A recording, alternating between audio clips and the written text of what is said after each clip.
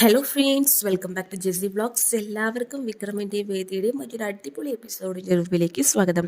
ഇന്നത്തെ എപ്പിസോഡിൻ്റെ തുടക്കം തന്നെ കാണിക്കുന്നത് വിക്രം ഇപ്പോൾ ശ്രീനിവാസിൻ്റെ വീട്ടിലേക്ക് പോകാനായിട്ട് റെഡി ആയിക്കൊണ്ടിരിക്കുകയാണ്.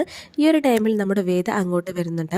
വേദ വന്നിട്ട് എന്താ വിക്രമേട്ടാ നിങ്ങൾ എങ്ങോട്ടാണ് പോകുന്നത് ചോദിക്കുകയാണ് കേട്ടോ. അപ്പോൾ വിക്രമിന് ദേഷ്യം വന്ന മട്ടിൽ വിക്രം ഒന്ന് റെസ്പോണ്ട് ചെയ്യാണ്ട് നിൽക്കുകയാണ്. അപ്പോൾ വേദ പറയാണ് എത്ര സ്നേഹത്തോടെ വിളിച്ചാലും കാട്ടുപോത്തിനെ പോലെ നോക്കുകയുള്ളൂ എന്ന് പറഞ്ഞ് കളിയാക്കുകയാണ് കേട്ടോ. അപ്പോൾ ഞാൻ എവിടെ പോയാലും നിനക്കെന്താ, ഞാൻ എവിടെ പോകുന്നു എന്ത് ചെയ്യുന്നു നിന്നോട് പറയേണ്ട കാര്യം എനിക്കില്ല എന്ന് പറയണം. അപ്പോൾ വേദ പറയാണ് പറഞ്ഞേ പറ്റൂ, ഇനി ഞാനിപ്പോൾ വേണ്ട പോണ്ടെന്ന് പറഞ്ഞാൽ ഇവിടെ കുത്തിയിരിക്കുകയും വേണമെന്ന് പറയാൻ കേട്ടോ. നീ ആരാണ് ഇതൊക്കെ പറയാൻ, അത് എൻ്റെ ഇഷ്ടമാണ്, അതിനുള്ള അവകാശം ഞാൻ ആർക്കും കൊടുത്തിട്ടില്ല എന്ന് പറഞ്ഞിട്ട് വിക്രം പറയുന്നുണ്ട്. അപ്പോൾ വേദ പറയണം നാളത്തെ ഫംഗ്ഷൻ കഴിഞ്ഞാലോ എന്ന് ചോദിക്കുകയാണ്. നാളത്തെ ഫംഗ്ഷൻ നടന്നിട്ട് വേണ്ടേ എന്ന് വീണ്ടും പറയാണ് കേട്ടോ വിക്രം. ശേഷം വേദ പറയണം നിങ്ങൾ എവിടെ പോയാലും എനിക്കൊരു കുഴപ്പമില്ല, നിങ്ങൾ ഇതിനുള്ളിൽ തളച്ചിടണമെന്നും എനിക്ക് ആഗ്രഹമില്ല, പക്ഷെ നിങ്ങൾ ഇതുവഴി പോയാൽ പിന്നെ അങ്ങനെ ഒളിച്ചോടി പോകുമെന്ന് ഇവിടെയുള്ളവർക്ക് എല്ലാവർക്കും ഡൗട്ട് എന്ന് പറയാൻ കേട്ടോ. ഞാനിതിന് ഒളിച്ചോടുന്നതെന്ന് വിക്രം ചോദിക്കുമ്പോൾ പറയാണ് നാളത്തെ പരിപാടി നിങ്ങൾക്ക് എങ്ങനെയെങ്കിലും കുളമാക്കണമല്ലോ, അതിൽ നിങ്ങൾക്ക് വരാതിരിക്കുകയും ചെയ്യണം. അപ്പോൾ അതിനു വേണ്ടി നിങ്ങൾ ചിലപ്പോൾ ഇവിടുന്ന് ഒഴിഞ്ഞുമാറി നിന്നേക്കാം എന്നൊരു സംശയമുണ്ട്, അതുകൊണ്ടാണ് ഞാൻ അങ്ങനെ ചോദിക്കുന്നതെന്ന് പറയുകയാണ് കേട്ടോ. അപ്പോൾ വിക്രം പറയാണ് നാളത്തെ പരിപാടി നടന്നിട്ട് വേണ്ടേ, അതെന്തായാലും നടക്കാൻ പോകുന്നില്ല എന്ന് വീണ്ടും പറയുകയാണ് കേട്ടോ. നിങ്ങൾക്ക് എന്താണ് ഭയം ഉണ്ടോ, ചെറിയൊരു പേടിയുണ്ട് ഇല്ലേ എന്നൊക്കെ പറഞ്ഞിട്ട് വേദ വിക്രമിനോട് പറയാണ്.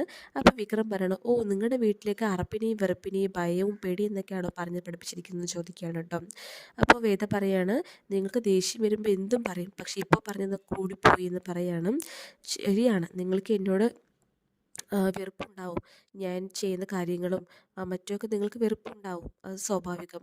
പക്ഷേ നിങ്ങൾക്ക് എന്നോട് അറപ്പുണ്ടോ എന്ന് ചോദിക്കുകയാണ് കേട്ടോ. എൻ്റെ കണ്ണിൽ നോക്കി സത്യം പറയണം, യാതൊരു കാരണവശാലും നിങ്ങൾ നുണ പറയരുത്. ഞാൻ ഇവിടെ വന്നിട്ട് ഇത്രയും കാലമായി, ഇതിനിടയ്ക്ക് നിങ്ങൾക്ക് എപ്പോഴെങ്കിലും എന്നോട് അറപ്പ് തോന്നിയിട്ടുണ്ടോ എന്ന് വേദ വിക്രമിനോട് ചോദിക്കുകയാണ്. അപ്പോൾ വിക്രം അങ്ങനെ ചോദിച്ചാൽ എന്ന് പറഞ്ഞിട്ട് നേട്ടാണ് കേട്ടോ. എൻ്റെ കണ്ണിൽ നോക്കി പറയണം, സത്യം പറയുമെന്ന് പറഞ്ഞിട്ട് പറയുമ്പോൾ ഇല്ല അങ്ങനെ തോന്നിയിട്ടില്ല എന്ന് പറയണം കേട്ടോ. അപ്പോൾ വേദ പറയാണ് ഇപ്പോഴാണ് എനിക്കൊന്ന് ആശ്വാസമായത്, നിങ്ങളിപ്പോൾ ഈ നിമിഷം എന്നോട് അറപ്പ് തോന്നിയിട്ടുണ്ടെന്ന് പറഞ്ഞിട്ടുണ്ടെങ്കിൽ ഞാൻ ഇപ്പം തന്നെ ഇവിടെ നിന്ന് ഇറങ്ങിപ്പോയേനെ. ഞാൻ ഇത്രയും കാലം ഇവിടെ നിങ്ങളുടെ ഭാര്യയെ ജീവിച്ചിട്ട് നിങ്ങൾ ആ ഒരു വാക്ക് പറഞ്ഞിട്ടുണ്ടെങ്കിൽ പിന്നെ ഞാൻ ഇവിടെ നിന്നിട്ട് എന്താ കാര്യം, നിങ്ങളങ്ങനെ പറയില്ല എന്ന് എനിക്ക് ഉറപ്പായിരുന്നു. അതുകൊണ്ട് തന്നെയാണ്, അതിൻ്റെ ഒരു വിശ്വാസത്തിൽ തന്നെയാണ് ഞാൻ ഇവിടെ ഇത്രയും കാലം ഇങ്ങനെ നിന്ന് വന്നതെന്ന് പറയാണ് കേട്ടോ വേദ. ശേഷം വേദ പറയാണ് നിങ്ങൾ എവിടേക്കാണ് പോകുന്നത്, ശ്രീകാര്യം ശ്രീനിവാസിനെ കാണാൻ പോവുകയാണോ ചോദിക്കുകയാണ് കേട്ടോ. അപ്പോൾ നിനക്ക് എന്താണെന്ന് ചോദിക്കുകയാണ്. പോകുന്നതൊക്കെ കൊള്ളാം, അവിടെ പോയി അദ്ദേഹത്തിനോട് പറയുന്നതിന് മുമ്പ് എന്നോട് സത്യം പറയണം, നിങ്ങൾക്ക് ഇന്നലെ ഉണ്ടായ അപകടം ശരിക്കും ഒരാൾ നിങ്ങളെ ഇടിച്ചതാണോ അതോ നിങ്ങൾ അറിയാതെ വീണതാണോ എന്ന് ചോദിക്കുന്നുണ്ട് കേട്ടോ. അതൊക്കെ നിന്നോട് ഞാൻ എന്തിനാ പറയുമ്പോൾ അത് നിങ്ങൾ എന്നോട് പറഞ്ഞിട്ട് പോകുന്നതാണ് കൂടുതൽ നല്ലത് എന്ന് പറയാണ്. നീ ഒന്ന് പോകുന്ന എന്നോട് നിന്ന് പറയേണ്ട കാര്യമില്ല എന്ന് പറഞ്ഞിട്ട് വിക്രം പറയുന്നുണ്ട് കേട്ടോ. പിന്നെ വിക്രം പറയാണ് എന്തായാലും നാളത്തെ വിവാഹം ചടങ്ങുകളോ എന്തായാലും നടക്കാൻ പോകുന്നില്ല എന്ന് പറഞ്ഞിട്ട് അവിടെ നിന്ന് ഇറങ്ങി പോകുന്നുണ്ട് കേട്ടോ. അപ്പോൾ വേദ ഇങ്ങനെ വളരെ സങ്കടത്തോട് കൂടിയിട്ട് ഇങ്ങനെ വിക്രമിനെ നോക്കി നിൽക്കുന്നുണ്ട്. ശേഷം കാണിക്കുന്നത് വിക്രം ഇപ്പോൾ ശ്രീനിവാസൻ സാറിൻ്റെ വീട്ടിലേക്ക് എത്തിയിരിക്കുകയാണ്. ശ്രീനിവാസൻ സാറിൻ്റെ വീട്ടിലെത്തിയതും പുള്ളിക്കിന് വന്നിട്ട് വിക്രമിനെ ഇരിക്കാൻ പറയുന്നുണ്ട്. ശേഷം ശ്രീനിവാസൻ സാറിന് വരാൻ പറയുന്നുണ്ട്. ശ്രീനിവാസൻ സാർ വന്നുകൊണ്ടിരിക്കുകയാണ്.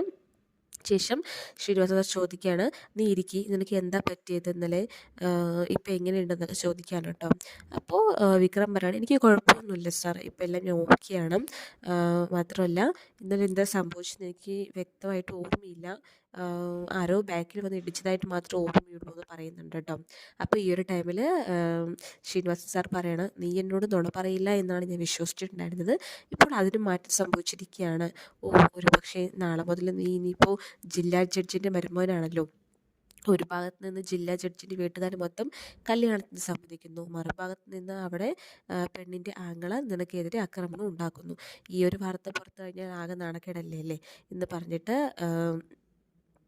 ശ്രീനിവാസൻ സാർ വിക്രമിനോട് പറയണം. അപ്പോൾ ഈ ഒരു ടൈമിൽ വിക്രം പറയണം സാർ എന്നെക്കുറിച്ച് തെറ്റായിട്ടാണ് കണക്കാക്കിയിട്ടുണ്ടായിരുന്നത് എന്ന് പറയാണ് കേട്ടോ. ഞാൻ അങ്ങനെയൊന്നുമല്ല ഉദ്ദേശിച്ചിട്ടുണ്ടായിരുന്നത് പറയാണ്. അപ്പോൾ ഈ ഒരു ടൈമിൽ ശ്രീനിവാസൻ സാർ പറയുന്നത്, ഞാൻ അഭിലാഷിനെ പൊക്കി, എനിക്ക് എല്ലാ കാര്യങ്ങളും മനസ്സിലായി, അവനെ ഞാൻ നാട് കടത്തുകയും ചെയ്തു, ഇനി അവൻ നിൻ്റെ ജീവിതത്തിൽ ശല്യമായിട്ട് വരില്ല എന്നൊക്കെ പറയുന്നുണ്ട്. അപ്പോൾ വിക്രം പറയാണ്, അയ്യോ സാറേ, ഞാൻ ഇത് എൻ്റെ ഒരു വ്യക്തിപരമായിട്ടുള്ള ഒരു പ്രശ്നമാണ്, ഇതിൽ നിങ്ങളെ ഉൾപ്പെടുത്തണ്ട എന്ന് വിചാരിച്ചുകൊണ്ട് മാത്രമാണ് ഇതൊന്നും ഞാൻ പറയാതിരുന്നത്. മാത്രമല്ല, എന്തായാലും ആ ഫംഗ്ഷൻ എൻ്റെ താല്പര്യപ്രകാരം ഒന്നുമല്ല നടക്കുന്നത്, ഞാൻ വേദയെ ഭാര്യയായിട്ട് സ്വീകരിച്ചിട്ടുമില്ല, എല്ലാവരുടെയും നിർബന്ധത്തിന് വഴങ്ങി അങ്ങനെ ഒരു പരിപാടി നടത്തുന്നു എന്ന് മാത്രമാണെന്ന് വിക്രം പറയുന്നുണ്ട്. അപ്പോൾ ഈ ഒരു ടൈമിൽ ശ്രീനിവാസൻ സാർ പറയാണ്, നീ അങ്ങനെ പറയരുത്, ഒരിക്കലും വിവാഹത്തിൽ നിന്ന് പിന്മാറി നിൽക്കരുത്, മാത്രമല്ല നീ അവർക്കെതിരെ പ്രതികരിക്കേണ്ടത് അവിടുത്തെ പെണ്ണിനെ അവർക്ക് തിരിച്ചു കൊടുത്തിട്ടില്ല, സ്വന്തമായി സ്വീകരിച്ചിട്ട് വേണം അവർക്കെതിരെ പ്രതികരിക്കാനെന്ന് പറയാണ്.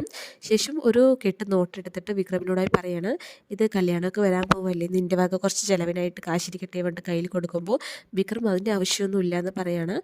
പണക്കാരിയായി നിൻ്റെ അച്ഛൻ എത്തിയിട്ടുണ്ടെന്നൊക്കെ എനിക്കറിഞ്ഞു, പക്ഷേ എന്നാലും നിൻ്റെ വക നീ ചെയ്യേണ്ടത് ചെയ്തല്ലേ പറ്റുള്ളൂ, അതിനായിട്ട് നീ ഇത് കയ്യിൽ വെക്കണം പറഞ്ഞിട്ട് കൊടുക്കുന്നുണ്ട്. അങ്ങനെ വിക്രം അത് വാങ്ങിക്കുന്നുണ്ട്. ശേഷം കാണിക്കുന്നത് വിക്രമിൻ്റെ വീട്ടിലെ എല്ലാവരും നല്ല അടിപൊളിയായിട്ട് പണി ചെയ്തുകൊണ്ടിരിക്കുകയാണ്. എല്ലാവരും ക്ലീനിങ്ങിൻ്റെ പരിപാടിയിലാണ് കേട്ടോ. അപ്പോൾ ജോസഫും മണിയൻകുട്ടനും എല്ലാവരും ഉണ്ട്.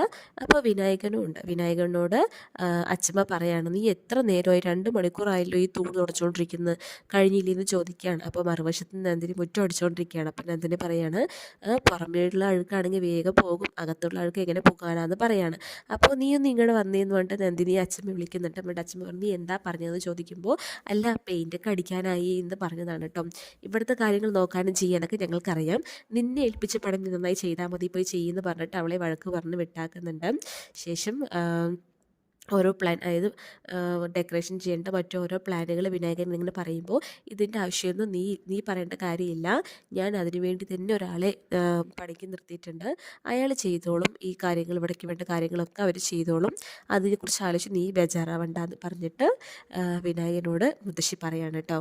പിന്നീട് കാണിക്കുന്നത് അച്ഛമ്മ അനിയൻകുട്ടനോടായിട്ട് പറയാണ്, എന്താടാ വിക്രം പോയിട്ട് ഇത്ര നേരമായല്ലോ, അവൻ എന്താ കാണാത്ത, എത്രയും പെട്ടെന്ന് അവനെ പോയി വിളിച്ചു കൊണ്ടുപോവാ, അല്ലെങ്കിൽ ഞാൻ ഒരു വരവ് കൂടെ വരേണ്ടി വരും എന്ന് പറയാണ് കേട്ടോ അച്ഛമ്മ. ശേഷം കാണിക്കുന്നതും നമ്മുടെ ശ്രീജയും വിശ്വവും അതുപോലെ തന്നെ അപ്പമോളും കൂടെ ഒരു ഓട്ടോയിൽ വന്ന് ഇറങ്ങുകയാണ്. അവൻ്റെ കയ്യിൽ അതായത് കുറേ കവറുകളൊക്കെ ഉണ്ട് കേട്ടോ. അവൻ നല്ലപോലെ ഒരു പർച്ചേസിങ് കഴിഞ്ഞിട്ട് വരികയാണ്, അതൊരു ഷോപ്പിംഗ് കഴിഞ്ഞിട്ട് വരുന്നത് പോലെ തന്നെയാണുള്ളത്. അപ്പോൾ ഈ ഒരു ടൈമിൽ നന്ദിനി ചോദിക്കുകയാണ്, നിങ്ങൾ എവിടെ പോയതാണെന്ന് പറഞ്ഞിട്ട് ചോദിക്കുമ്പോൾ, ഞങ്ങൾ ഷോപ്പിങ്ങിന് പോയതായിരുന്നു നന്ദിനി എന്ന് പറയാണ് കേട്ടോ. അപ്പോഴേക്ക് അച്ഛമ്മ ഉടുപ്പൊക്കെ വാങ്ങിച്ചോ എന്നൊക്കെ ചോദിക്കുമ്പോൾ, വാങ്ങിച്ചു, ഡ്രസ്സ് എടുത്തോ ശ്രീജ ചോദിക്കുമ്പോൾ, ആ ഡ്രസ്സ് എടുത്തോ എന്ന് ശ്രീജ പറയുന്നുണ്ട്. വിശ്വത്തിന് ഡ്രസ്സ് എടുത്തോ ചോദിക്കുമ്പോൾ വിശ്വട്ടൻ വേണ്ടാന്ന് പറഞ്ഞു. വിശ്വട്ടൻ 2-3 പുതിയ ഡ്രസ്സുകൾ ഉപയോഗിക്കാത്തതുണ്ട്, അത് മതി എന്ന് പറഞ്ഞു. ആ കാശിന് ഞങ്ങൾ ബിരിയാണിയും കഴിച്ചിട്ടാണ് വരുന്നതെന്ന് അപ്പോൾ പറയാണ് കേട്ടോ.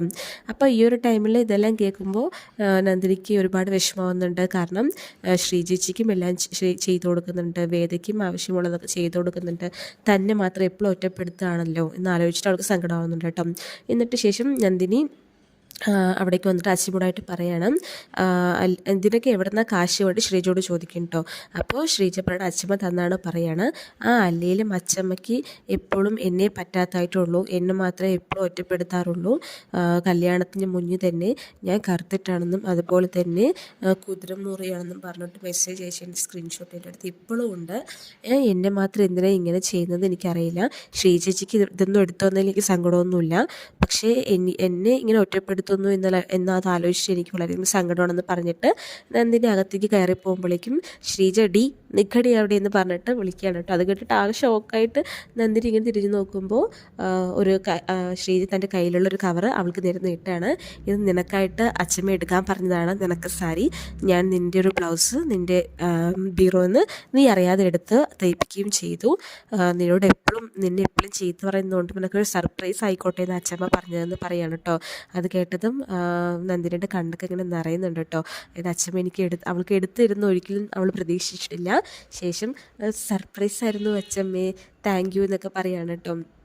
അപ്പോൾ എപ്പോഴാടി നിന്നെ ഞാൻ കറുത്തവളാണെന്നും കുതിരമൂറിയാണെന്നൊക്കെ പറഞ്ഞ് ആ മെസ്സേജ് ഒന്ന് കാട്ടിത്താന്ന് പറഞ്ഞിട്ട് അച്ഛമ്മ പറയുന്നുണ്ട്. അപ്പോൾ അത് കുശുമ്പ് മൂത്തപ്പോൾ ഞാനൊരു ഹൈപ്പിന് പറഞ്ഞത് അച്ഛമ്മേ, അങ്ങനെ ഒരു സ്ക്രീൻഷോട്ട് ഇല്ല എന്ന് പറയാണ് കേട്ടോ. എന്നാലുണ്ട് നന്ദിനി, നിന്നെപ്പോലെ ഒരാൾ നീ മാത്രമേ ഉണ്ടാവുള്ളൂ ഈ ഭൂലോകത്ത്, ഒരു റെയർ പീസാണ് നീ എന്ന് പറയാൻ കേട്ടോ. അപ്പോൾ താങ്ക് യു ഫോർ കോംപ്ലിമെൻ്റ് എന്ന് പറഞ്ഞിട്ട് നന്ദിനി പറയുന്നുണ്ട്. ശരി, ഞാൻ അകത്തേക്ക് കയറിപ്പൊടി വേണ്ടിയുള്ള ചീത്ത പറയാണ് കേട്ടോ. അപ്പോൾ അവൾ അങ്ങനെ അകത്തേക്ക് പോകുന്നുണ്ട്. ഈ ഒരു ടൈമിൽ വീട്ടിൽ കല്യാണത്തിന് വേണ്ട പരിപാടികളിൽ ഫുഡൊക്കെ തയ്യാറാക്കാൻ വേണ്ടിയിട്ട് അയൽവാസികളും കമ്പനി എല്ലാവരും കൊണ്ടുവരുന്ന പച്ചക്കറിയൊക്കെ മുറിച്ചുകൊണ്ടിരിക്കുകയാണ്. അപ്പോൾ അവിടേക്ക് നമ്മുടെ ശ്രീജ വരുന്നുണ്ട്. അമ്മ എനിക്കിനി ഞാൻ ചെയ്തോളാം എന്ന് പറയാണ്.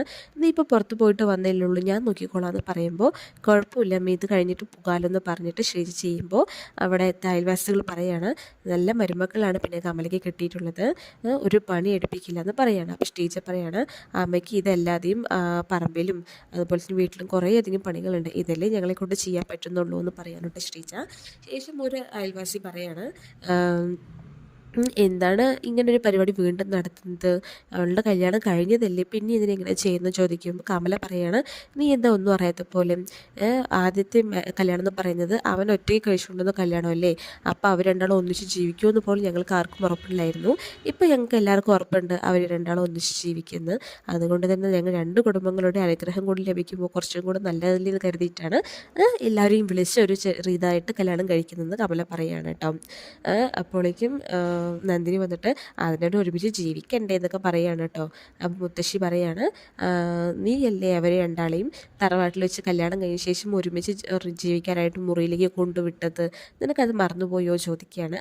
ഇല്ല അച്ഛമ്മ, ഓർമ്മയുണ്ട് എന്ന് പറയാണ് കേട്ടോ. അനാവശ്യമായിട്ടൊന്നും പറഞ്ഞു നടക്കണ്ട എന്ന് പറയാണ്. ശേഷം അച്ഛമ്മയോടായിട്ട് വേറൊരു അയൽവാസി പറയാണ്, ജഡ്ജിയുടെ മോളായതുകൊണ്ട് നിറയെ മുതലൊക്കെ കിട്ടുമായിരിക്കില്ലേ എന്ന് പറയാണ്. ഇത് എന്ത് കൂട്ടമാണ് സ്ത്രീധനം വാങ്ങിക്കുന്നതും ചോദിക്കുന്നതും തെറ്റാണെന്ന് നിങ്ങൾക്ക് അറിയില്ലേ എന്ന് പറയാനോട്ടോ മുത്തശ്ശി.